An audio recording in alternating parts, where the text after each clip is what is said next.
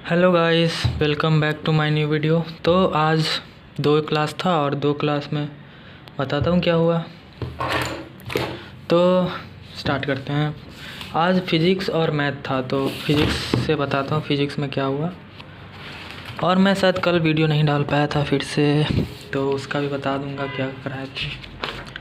तो हाँ, कल तो फिज़िक्स था ही नहीं, तो आज ही जो पढ़ाएं वो बताता हूँ। ये जो होमवर्क मिला था क्या बोल दिख नहीं रहा क्या, हाँ ये होमवर्क मिला था, इसका सॉल्यूशन करवा दिए सर। और ये होमवर्क जो मिला था इसका भी सॉल्यूशन करवा दिए सर।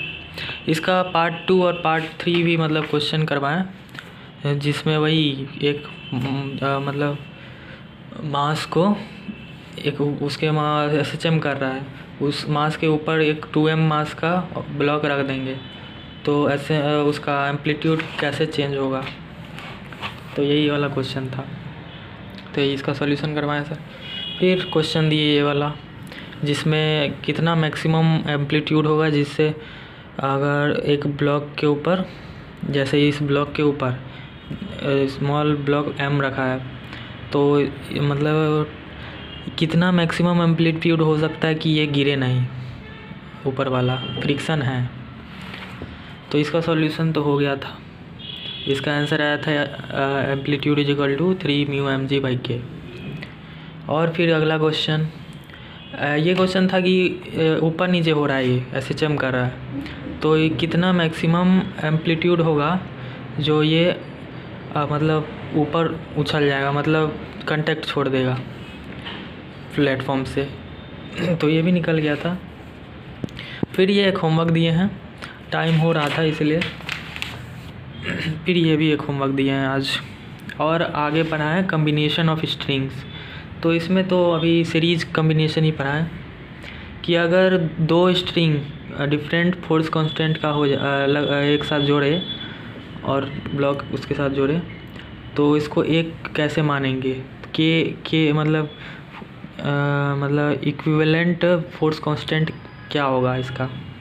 तो ये होगा, सीरीज में उल्टा हो जाता है। जैसे इलेक्ट्रिक करंट में हम लोग पढ़े थे ना, रेजिस्टेंस वाला सीरीज़ के अंदर इक्विवेलेंट रेजिस्टेंस सीधा ऐड हो जाता है, इसमें उल्टा हो जाता है।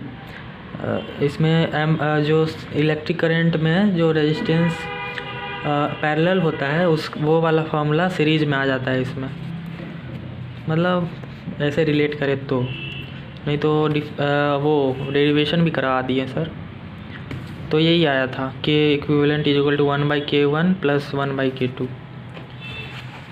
तो फिज़िक्स में इतना ही हुआ आज। और आते हैं मैथ में। मैथ के अंदर तो बहुत सारा चीज़ हो जाता है एक दिन में। बताता हूँ। सर्कल चल रहा था और लास्ट क्लास में position of circle with respect to another circle हो रहा था। तो आज सिर्फ क्वेश्चंस करवाएं, ये क्वेश्चन करवाएं और उसके बाद radical axis पढ़ाएं।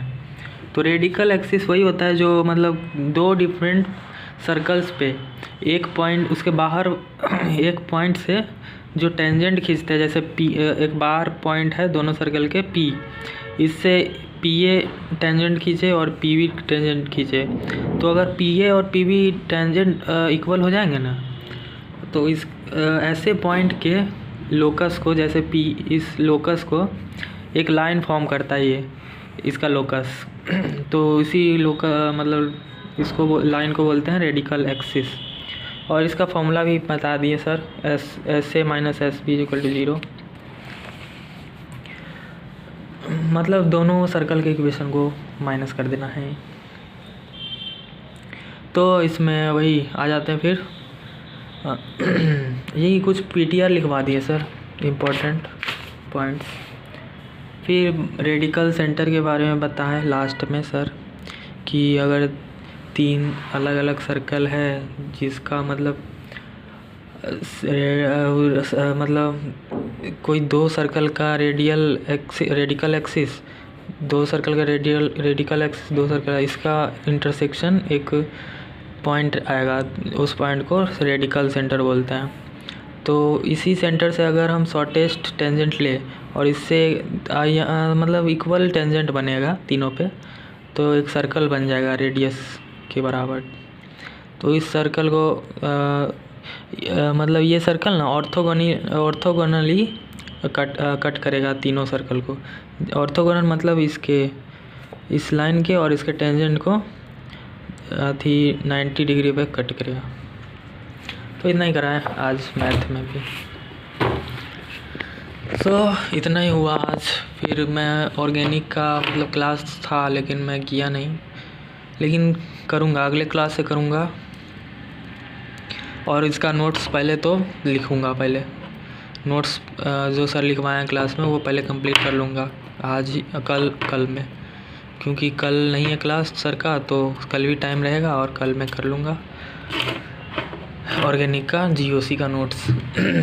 So that's all, मिलते हैं कल वाले क्लास में। और हाँ, कल चिल्ड्रंस डे है तो मोशन पूरा कोचिंग सजा रहा था आज और क्या होता है देखते हैं।